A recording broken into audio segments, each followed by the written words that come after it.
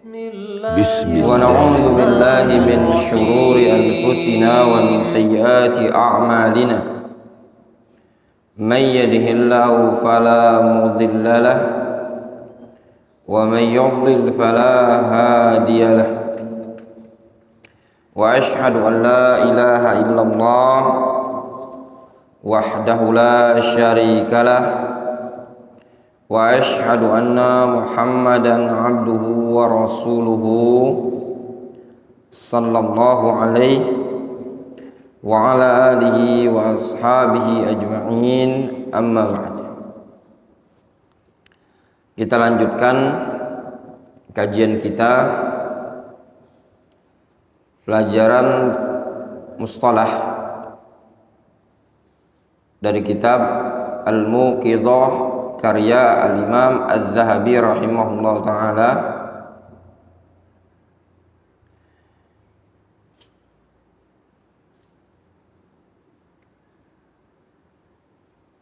Kita melanjutkan keterangan dari beliau yang berkaitan dengan adabul muhaddits.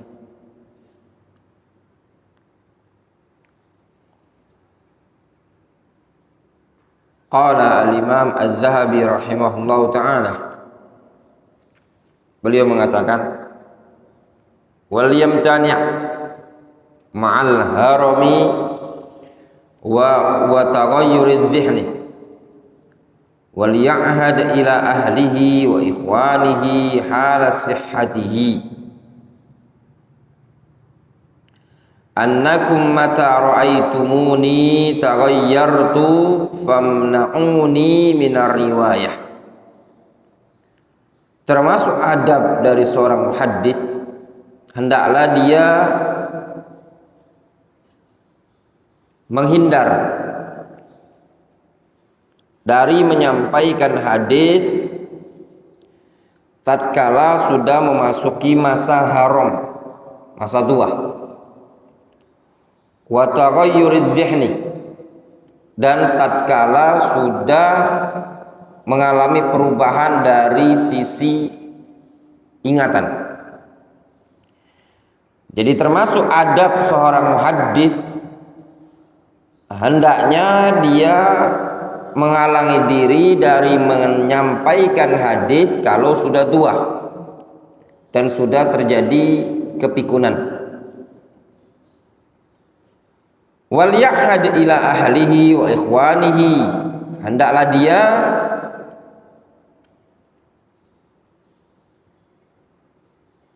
memberikan janji, berpesan kepada keluarga dan teman-temannya dari kalangan ahlul hadis tatkala dia sehat dengan mengatakan annakum mata ra'aitumuni taghayyartu famna'uni minar riwayah. Kalian, wahai keluarga kerabatku, tatkala kalian melihat aku ada perubahan, maka halangi aku dari menyampaikan riwayat. Nah, ini termasuk adab seorang muhaddits. Ketika dia sudah tua, berhentilah dari menyampaikan hadis. Kenapa berhenti? Karena khawatir terjadi kesalahan, ya, maka disuruh berhenti. Sehingga kalau terjadi kesalahan dalam menyampaikan hadis, dampaknya fatal, menyebabkan seluruh riwayatnya bisa ditolak. Riwayatnya itu bisa diterima mana yang disampaikan setelah ikhtilat dengan sebelum ikhtilat. Itu kalau bisa dibedakan. Kalau tidak bisa dibedakan, bisa menyebabkan ditolak semua. Faman taghayyara bi su'i hifdzin walahu ahadits ma'duda qad udmina fi darbatiha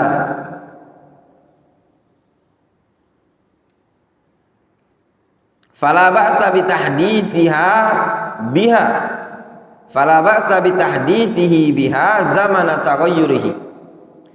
Kata Imam Az-Zahabi, Siapa yang terjadi perubahan pada dirinya adalah sebab buruknya hafalan dia, dan dia memiliki sekian banyak hadis,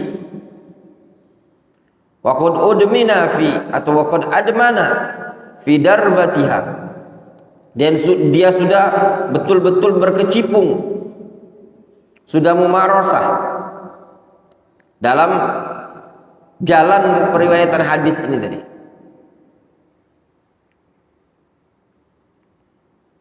Fala ba'sa bi tahdithihi biha, maka tidak masalah dia menyampaikannya zaman taghayyurihi,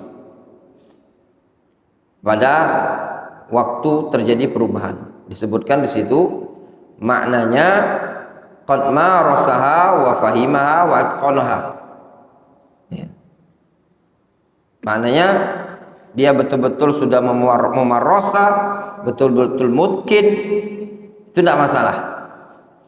Jadi siapa yang terjadi ikhtilat, ada perubahan pada hafalannya, ingatannya, dan dia memiliki banyak hadis dan memang betul-betul sudah mungkin, itu tidak masalah untuk menyampaikan hadisnya. Wala ba'sa bi ayyujiza min marwiyatihi hala taghayyurihi, dan juga tidak mengapa dia memberikan ijazah periwayatan-periwayatannya ketika terjadi perubahan. Fa inna usulahu madbuta ma taghayyarat, dikarenakan usul dia madbuta, masih betul-betul terkendalikan, ma taghayyarat, tidak berubah, memang sudah madbuta, sudah paten usul periwayatannya tadi.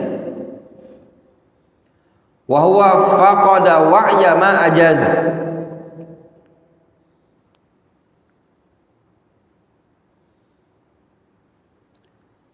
dan dia dalam kondisi sudah terjadi kehilangan daya tangkap terhadap apa yang dia ijazahkan. Maksudnya gini, ketika ada seorang muhaddis, ya, ada seorang muhaddis yang dia tadi mengalami perubahan ikhtilat pada daya ingatannya, dan dia punya usul madbutoh, punya riwayat yang hadisnya tadi sudah baku, sudah paten dalam bentuk kitab, misalkan dalam bentuk catatan. Nah, ketika ada seorang muhaddis yang terjadi ikhtilat, yang hafalannya terganggu, rusak, boleh dia menyampaikan riwayat dalam bentuk ijazah. Dia mengatakan, aku ini daya ingatku nggak kuat lagi, tapi saya punya buku ini sudah madbut, sudah valid, terpercaya, riwayatnya tidak ada yang salah. Kamu kalau mau belajar sama saya, ambil dari buku ini saja, jangan ngambil dari ingatan saya. Kenapa? Karena saya ini sudah tua. Boleh tidak seperti ini? Boleh. Fa in ikhtalat wa kharifa umtuni'a min akhdhil ijazah minhu. Namun kalau sudah ikhtilat, sudah linglung, wa kharif itu maknanya sudah tadi linglung, kharif itu udah nggak jelas lagi akalnya, ya, maka dicegah dari mengambil ijazah dari dia tadi. Jadi kalau memang sudah linglung, seorang muhaddis ini tadi, tahu antum linglung? Ya, apa bahasa Jawanya? Pangling. Ya, ya benar Muhammad. Dah siang dianggapnya malam, malam dianggapnya siang. Ya, dah pangling betul. Nah, yang seperti ini, kalau ada muhaddis yang seperti ini, walaupun dia punya kitab, yang kitabnya madbut, maka jangan ngambil. Jadi berarti apa? Yang masih dibolehkan ngambil ijazah dari dia kalau masih ringan. Dia bilang, hafalanku ini sudah nggak kuat lagi seperti dulu, tapi masih normal pikirannya. Dia cuma berubah hafalannya saja, tingkat hafalan, tingkat hafal. Karena orang ini terkadang semakin tua, hafalan daya ingatnya semakin melemah, tapi bukan linglung dia. Namun kalau sudah masuk pada tingkatan pangling, linglung bahasa Jawa. Nah, itu tadi tidak boleh ngambil ijazah dari dia, tidak boleh belajar dari dia lagi. Ya, dia disuruh duduk di rumah, ya, mantep-mantep, jangan keluar nanti merusak. Jelas? Sekarang adab yang berikutnya. Qala al-Imam Az-Zahabi rahimahullah ta'ala, wa minal adab alla yuhadditha ma'a wujudi man huwa aula minhu li sinnihi wa itqanihi. Termasuk bagian adab seorang muhaddits agar dia tidak menyampaikan hadis tatkala didapati ada orang yang lebih layak dibandingkan dia, baik dari sisi umur ataupun dari sisi kemungkinan. Jadi termasuk adab seorang muhaddis, jangan menyampaikan ilmu, jangan menyampaikan hadis kalau di sana ada orang yang lebih senior, baik sisi keumuran atau sisi mungkinnya dia. Ingat, di sini dalam bentuk apa? Aula minhu li sinnihi wa itqanihi. Lebih senior dan lebih mungkin. Difahami? Nyambung? Ya. Nah, ini juga antum. Ketika antum berada di suatu tempat, ya, dan antum merasa ilmu antum tidak terlalu mapan, dan di sana ada orang yang lebih mapan, maka antum ihalah, dorong, suruh dia untuk belajar ke orang yang lebih mapan tadi. Dan itu termasuk adab. Ingat ketentuannya, lisinnihi wa itqanihi, karena dia lebih layak, lebih tua dari sisi umur dan kemungkinan. Adapun kalau cuma sekedar tua umur, tidak mungkin, maka tidak masuk. Karena yang menjadi patokan utama adalah orangnya lebih berilmu. Difahami?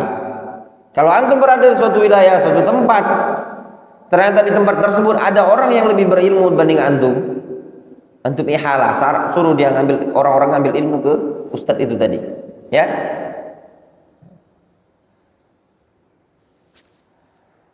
Wa alla yuhadditsu bi syai'in yarawna ghairahu a'la minhu wa alla yaghsha al-mubtadi'in bal yadulluhum 'ala al-muhim fal muhim fad-dinun nasihah.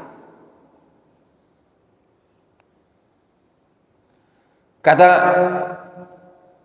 Al-Imam Az-Zahabi, serta jangan pula dia menyampaikan hadis, menyampaikan sesuatu yang dia pandang ada orang lain yang lebih tinggi dibandingkan dia. Jangan.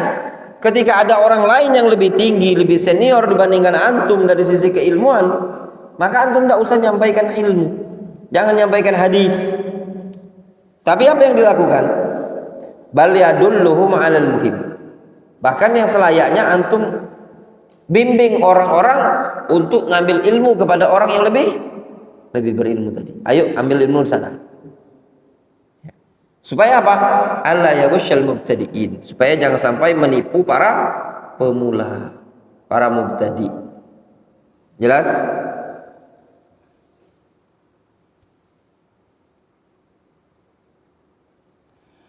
Fa in dallahum ala mu'ammarin 'ami wa 'alima qusurahum fi iqamati marwiyatil 'ami nasahahum wa dalahum ala 'arifin yasma'una bi qira'atihi aw hadara ma'al 'ami wa rawa binuzulin jam'an bainal fawaid. Kalau seandainya seorang muhaddits tadi membimbing, menunjukkan kepada seorang yang lebih tua, namun ami, tua tapi awam, ya, wa alima qusurahum fi qamati marwiyatil ami, dan dia tahu seorang muhaddits ini, kalau awam di sini maksudnya awam muhaddits, ya, bukan yang tingkatannya tinggi-tinggi sekali. Ya. Jangan dikira kayak awamnya kita ya. Nah, dan dia tahu kelemahan mereka, kelemahan murid-murid yang ingin belajar dalam membenarkan, dalam memperbaiki, meluruskan riwayat-riwayat seorang yang muhaddits yang ami ini tadi.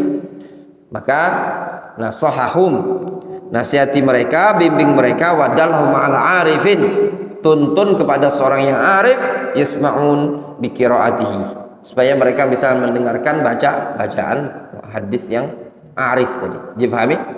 Nah, dari sini ada dua macam berarti ahlul hadis itu.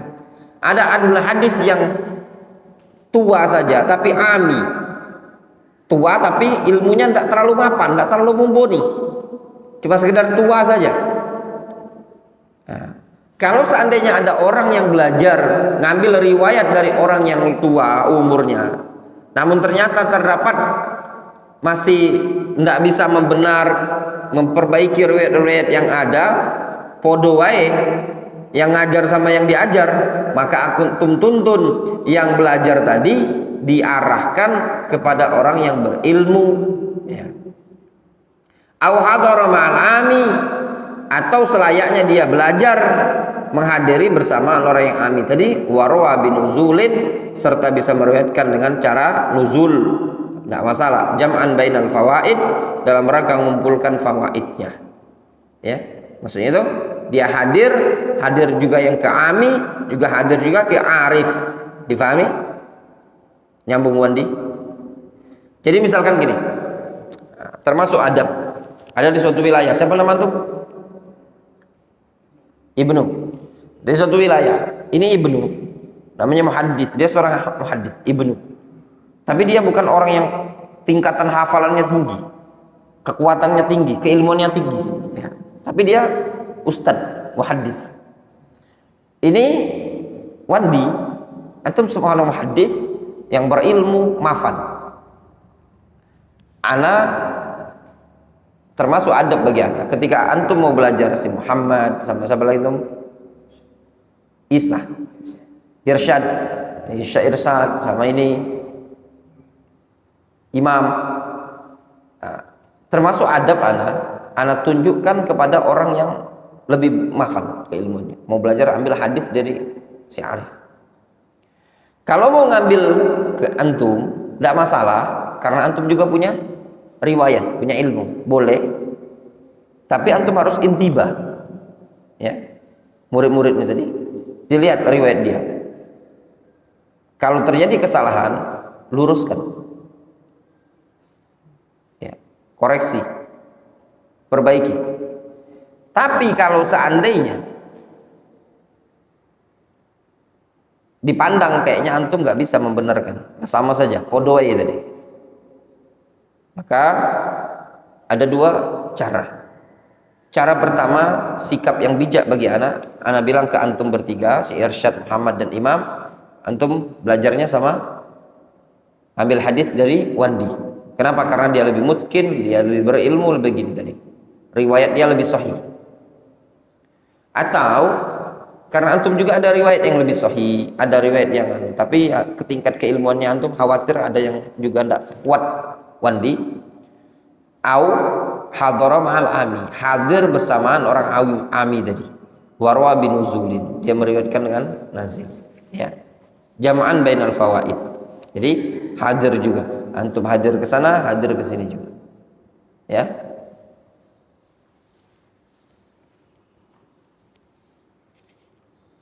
Kita lanjutkan.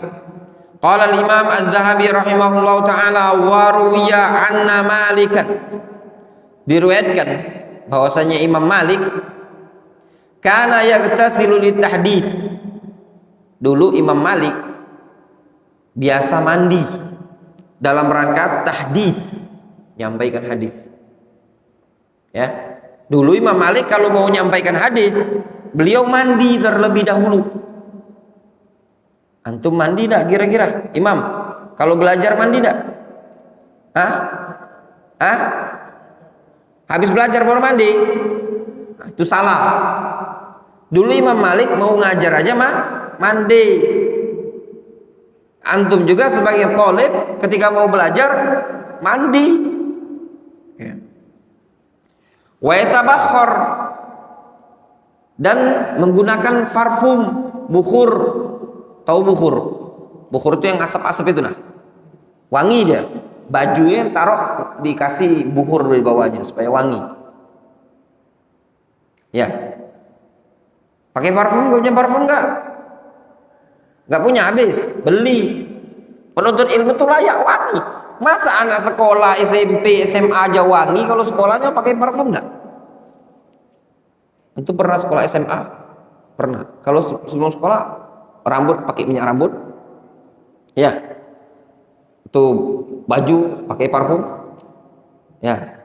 Nah, itu ilmu dunia. Ya enggak? Kalau ilmu agama lebih layak lagi.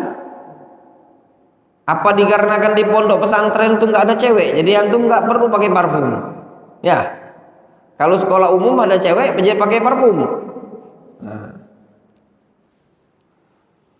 Wa yatatayyab, dan menggunakan parfum wangi-wangian. Wa yalbas thiyabahu al-hasanah, dan memakai pakaian yang bagus. Itu Imam Malik. Beliau mandi dulu, beliau pakai bukhur, beliau juga pakai parfum. Ya, apa beda bukhur tadi? Kalau bukhur itu yang asap ya. Kalau yatatayyab itu parfum dioleskan misalkan. Kemudian dia pakai baju yang bagus. Wa yalzamul waqar was sakinah, dan beliau senantiasa berupaya untuk tenang ya. Wa yazburu man yarfa' sautahu,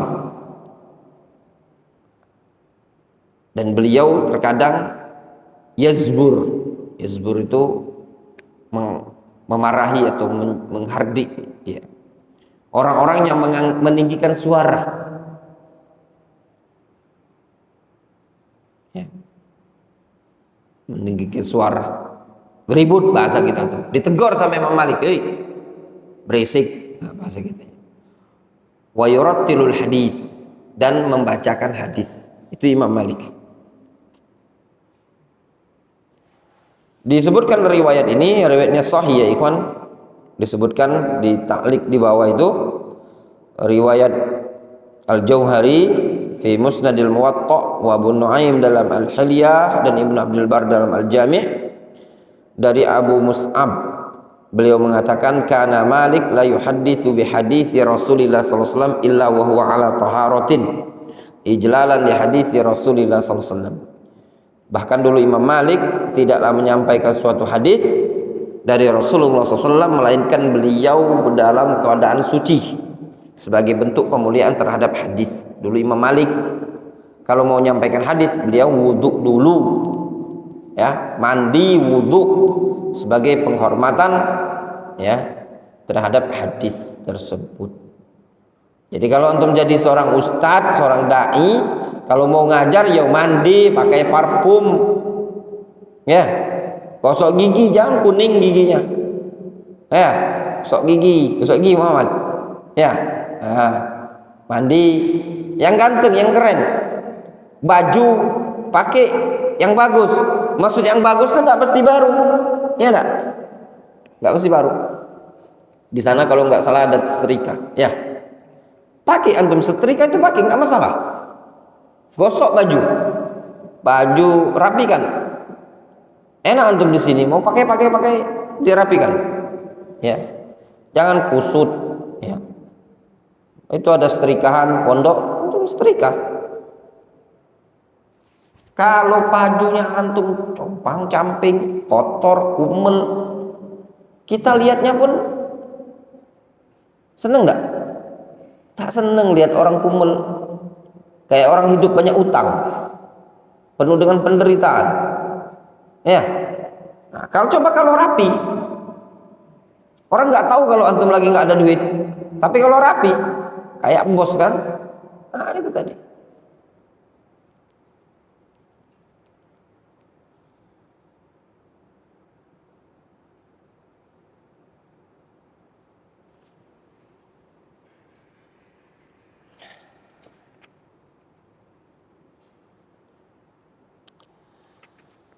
Kemudian waqad tasammaha an-nas fi hadhil a'sar bil isra'il mazmum alladhi yakhfa ma'ahu ba'dul alfaz.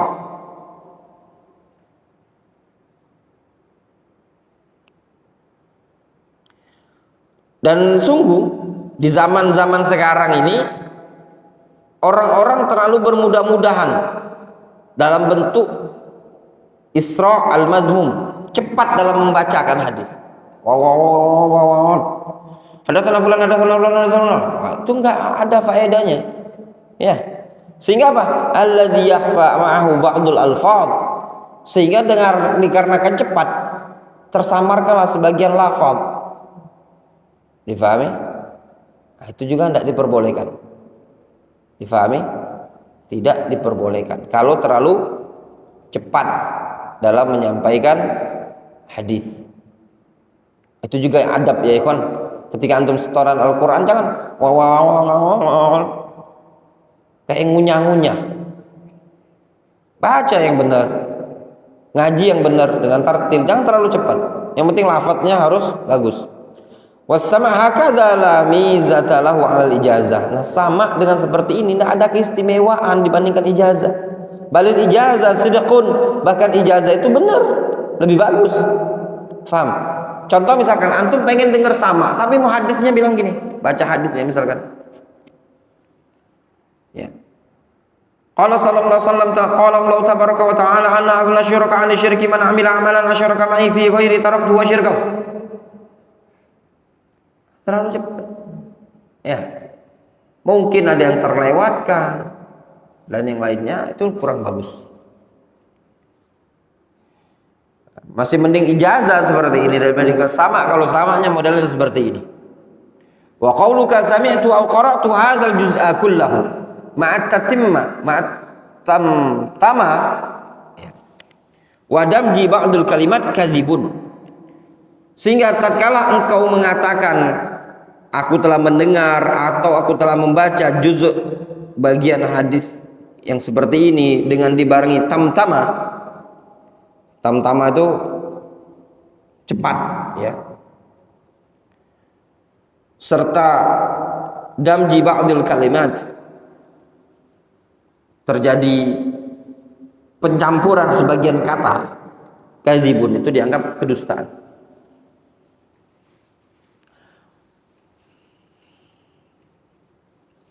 Wa qad qala an-Nasa'i fi 'iddati amakin min sahihihi. Sungguh Al-Imam An-Nasa'i rahimahullah ta'ala pernah mengatakan pada buku beliau, buku sahihnya. Di sini Al-Imam Az-Zahabi menyebutkan Sunan An-Nasa'i itu Sahih An-Nasa'i. Nah, kata Syekh Ali Ar-Razihi, kadza atlaqal muallif as-sihah ala Sunan An-Nasa'i, yakni as-sughra. An-Nasa'i punya kitab sunan dikenal dengan Sunan Sughra yang ma'rufa bil mujtabah, yang dikenal dengan al-mujtabah. Al-mujtabah itu Sunan Sughra An-Nasa'i yang satu jilid itu. Ya. Jadi ada Sunan Sughra, ada Kubra. Yang Sughra namanya al-mujtabah, yang biasa dikenal dengan Sunan Nasa'i. Nah, sebagian para ulama menyebut Sunan An-Nasa'i sebagai kitab Sahih An-Nasa'i.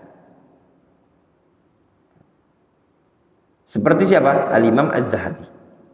Namun bukan Al-Imam Az-Zahabi sendiri yang mensifati Sunan An-Nasa'i sebagai kitab sahih. Namun ada ulama sebelumnya seperti Abu Ali Ibn Sakan, Al-Khatib Al-Baghdadi, As-Silafi, wa Ibn Adi, Ad-Darqutni, wa Ibn Manda, wal Khalili, wa Abdul Ghani Ibn Sa'id. Ya. Difahami? Jadi ada ulama-ulama yang menyebut Sunan An-Nasa'i itu sebagai Sahih An-Nasa'i. Difahami? Namun yang demikian ini dikatakan Al-Bulqini dalam kitab Mahasinul Istilah, kullu dzalika fihi tasahul. Itu semua dianggap terlalu bermudah-mudahan. Kenapa? Kitab Sunan An-Nasa'i tidak layak disebut sebagai Sahih An-Nasa'i. Apa alasannya? Ada beberapa alasan kata Syekh Ali Ar-Razihi. Yang pertama, annahu qad allala ahadits fiha bi nafsihi bisyudzud awin nakar. Karena Imam Nasai sendiri telah menyebutkan ada hadis-hadis yang berpenyakit dalam sunan beliau.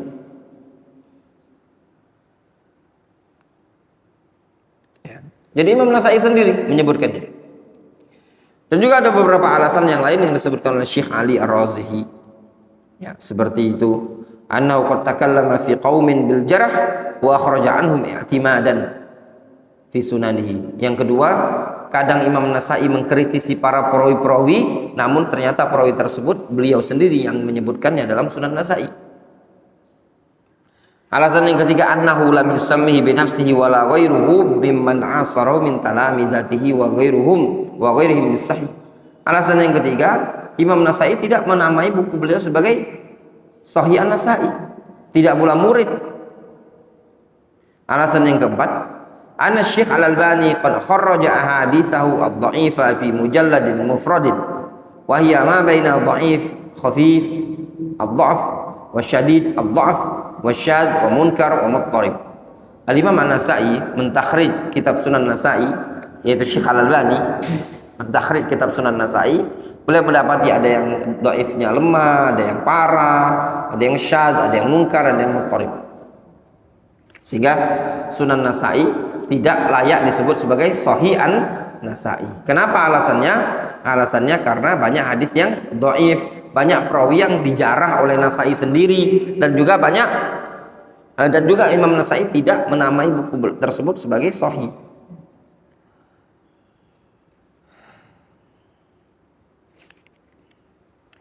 Nah, Al-Imam An-Nasai rahimahullah ta'ala menyebutkan dalam kitab An-Nasai, kata beliau, wa dzakara kalimatan ma'naha kadza wa kadza.